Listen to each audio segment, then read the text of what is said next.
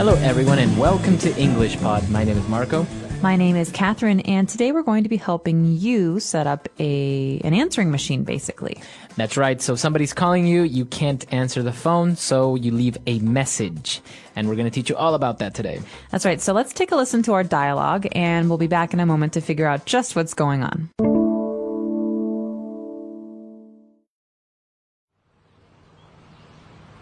Can you help me set up my voicemail message? I just got this service, and I'm not really sure what I'm supposed to say. Sure. You just basically got to let the caller know who they called and ask them for their contact information so you can call them back. Okay, so I can say, "This is Abby's voicemail. I will call you later, so leave me your name and number." That's more or less the idea, but try something that sounds more friendly. Okay, so how about this? "This is Abby, and I'm really happy you called. I promise I will give you a ring as soon as I can, so please leave me your name and number. Talk to you soon." A little too friendly, Abby. Just say this. "Hi, you've reached Abby. I'm unable to answer your call right now, but if you leave me your name and phone number, I will get back to you as soon as possible. Thanks." That's perfect. Can you say that again and record it for me? All right, we're back. So now let's take a look at some language takeaway. Language takeaway. All right, in the first sentence, we are asking someone to help me set up my voicemail message. So we got two key words there. That's right. So let's break it up. The first one is a phrasal verb, to set up. Okay?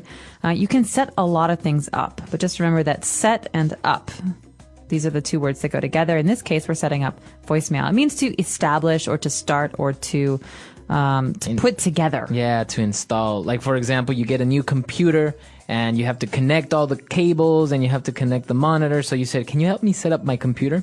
That's right. So he always helps me set it up. So my computer, for example. That's right. And what we're setting up is our voicemail message. So what exactly is voicemail? Well, you know what mail is. We have email and regular mail. Voicemail is the kind of message you receive on your phone, your cell phone, or your home phone when you don't answer the phone. That's right. So basically a way for people to leave you a message even though you can't answer them. That's right. So this is something it's not text, it's actually a voice. So that's why it's called voicemail.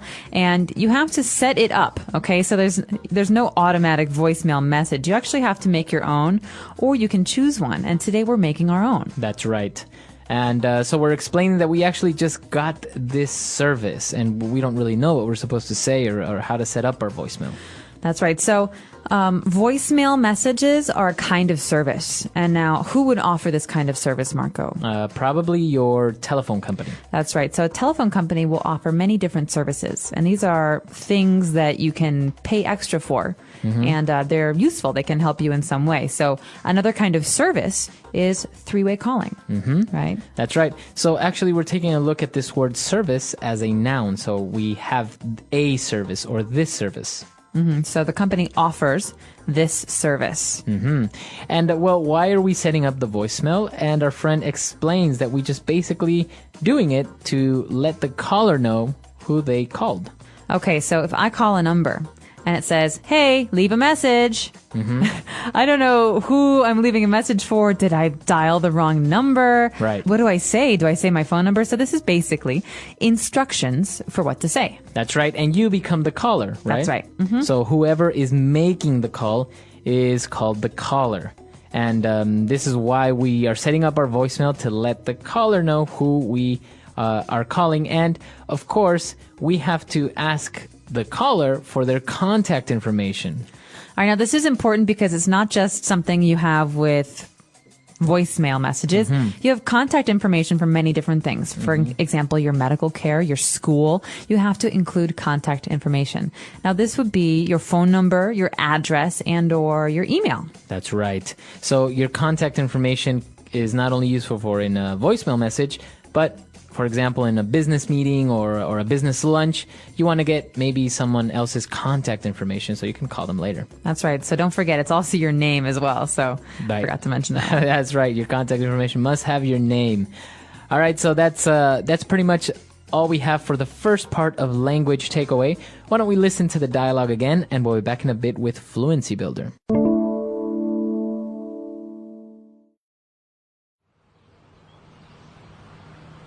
me set up my voicemail message? I just got this service and I'm not really sure what I'm supposed to say.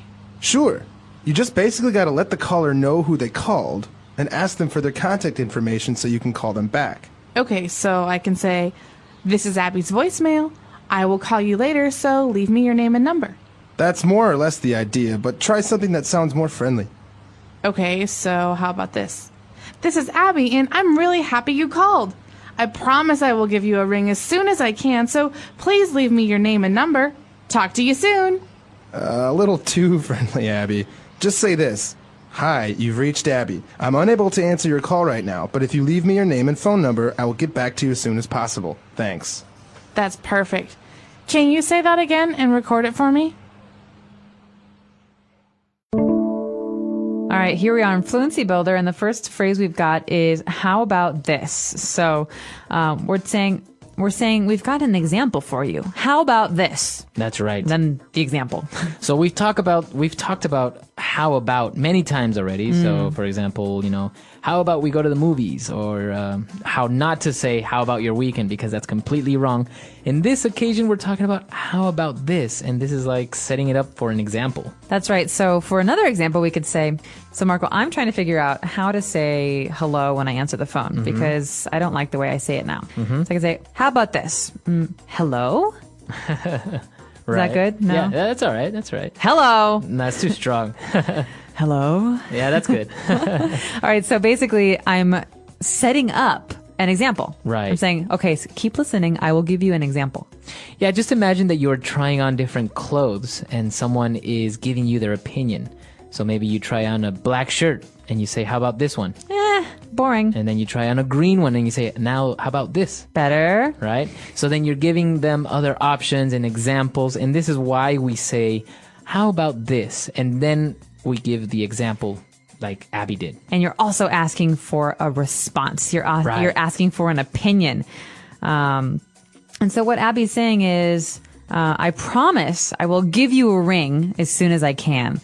Now, this phrase, "give you a ring," is very British English, but it's also something you should know if you want to be in America, because you'll hear it in TV and stuff. That's right. It's actually a colloquial term for saying, I will call you back, or I will give you a call. So the telephone rings. That's the verb that goes with a phone, right? Ring, ring. So Right. I will give you a ring means I will call you, just like you just said, Marco. That's right. So remember this phrase. It may seem a little bit confusing, but remember it has to do with calling someone. I will give you a ring is I will call you. Or if you say, "Hey, give me a ring later on this afternoon," it means call me later this afternoon. All right, and then moving towards the end of the dialogue, Abby says, "Hi, you have reached Abby." Okay, this is weird because she is Abby, but she's saying, "You have reached Abby." Right, you're speaking about yourself in the third person. That's right. So this is a message. So you're telling people what to do. Like I said, they're instructions.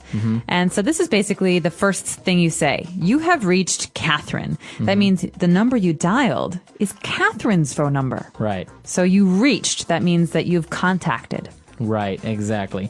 So as you said, it's important if you ever call a bank or any type of company, it will say, "You have reached Wells Fargo Bank," or something, and it'll tell you what number you called, because maybe you put in your finger wrong and you just called the wrong number. That's right. Or you could use the word reached in a different way. For example, yesterday I was very angry at Marco because I couldn't reach him by phone. I called and called and called and couldn't reach him.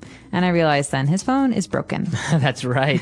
So actually this verb "to reach someone" also has to do with in general with calling. I was trying to reach you all afternoon, but I couldn't get a hold of you. That's right. And I was so frustrated. Well, actually, if I had voicemail, I would continue by saying, "I am unable to answer your call right now because maybe my phone is off, maybe I am busy." So we say, "I am unable to answer your call right now." All right. Now, this seems really long, okay, and a little bit strange, but this is basically the standard for how to record a message. I am unable to answer your call right now. So you answer the phone, right? Or you answer a phone call. But in this case, I'm unable to. That means I can't talk to you. Right. For whatever reason. I'm out of the house. I'm busy. So I'm unable to answer your call right now. Just remember that means I can't talk to you right now. I can't be on the phone. And actually, this word "unable" sounds a lot more polite and a lot more formal than saying I can't. That's right. And that's why we use it on messages like this, because it is so polite and so nice. That's right. All right, so that's all the time we have for Fluency Builder. Let's take a listen to our dialogue one last time.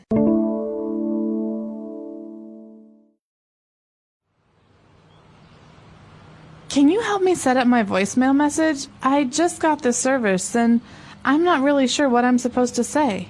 Sure. You just basically got to let the caller know who they called and ask them for their contact information so you can call them back. Okay, so I can say, "This is Abby's voicemail. I will call you later, so leave me your name and number." That's more or less the idea, but try something that sounds more friendly.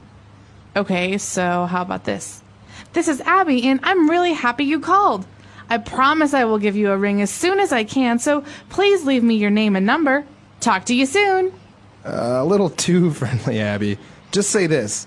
"Hi, you've reached Abby. I'm unable to answer your call right now, but if you leave me your name and phone number, I will get back to you as soon as possible. Thanks." That's perfect. Can you say that again and record it for me? All right, so talking about voicemail, I think in the United States, this is a very, very popular and almost necessary service. That's right. So in America, if you buy a phone plan, which most people have, that means that you can use your phone in a certain way, like every day you have free nights, or you have 1,000 minutes per month to talk. But you sometimes also get these services, or you pay extra for them. And voicemail is very important because people don't text as much in America as they do in other countries. And so I know in other places sometimes you text a message to someone and they receive it and okay, it's a message. Right. But if you don't do that, you actually have to record a message. Right. Like when I call my parents, they never answer the phone. So I always have to leave a voicemail message. So I say, "Hi, it's Catherine. It's Saturday. Where are you? Call me." Right, okay. So that's that kind of, I think, cultural behavior that we just expect to leave messages for people in America. And it's actually interesting because I've been to other countries where they also have voicemail messages and the service, but people are not as willing to actually leave the message. So it happened to me. For example, I call someone, I get their voicemail, and I don't leave a message. I just hang up. And then You're bored or you're uncomfortable? Why? I don't know, because if you have a mobile phone, it'll show up anyways that you have a missed call from this person. Right. So then I really I don't really leave the message anymore. It's like, okay, you saw that I called you. Either I'll just call you back later, or you'll call me back when you see the missed call. But yeah, for homes, obviously it's different. You need to leave a message if you call someone's although house. sometimes it can be a bad thing. I definitely have a friend who loves to leave long messages. Oh, really? "Hey, Catherine, it's me. So it's like Saturday at 4:00, and I was just thinking about calling, and I was going to come over, but I decided not to come over. But then I was thinking maybe I would just call you instead, and I can see that you're not home, but maybe you're out to dinner. I remember you saying," and they just go on and on and on. There is an end. It'll go beep, and then it cuts you off. Right, I think it's like 30 seconds or something like this. So it's very interesting, this whole voicemail thing, especially in the business world as well. Many times people go into a meeting, turn off their phones, or put it on silent, and if you want to reach them or you want to leave a message, you got to do the voicemail thing. Calls will go right to voicemail so that you don't interrupt the meeting. Exactly. So that's all the time we have for today. Come to EnglishPod.com. We more than welcome your questions, your comments, any suggestions. You can find us there. EnglishPod.com. See you. Bye-bye. Bye.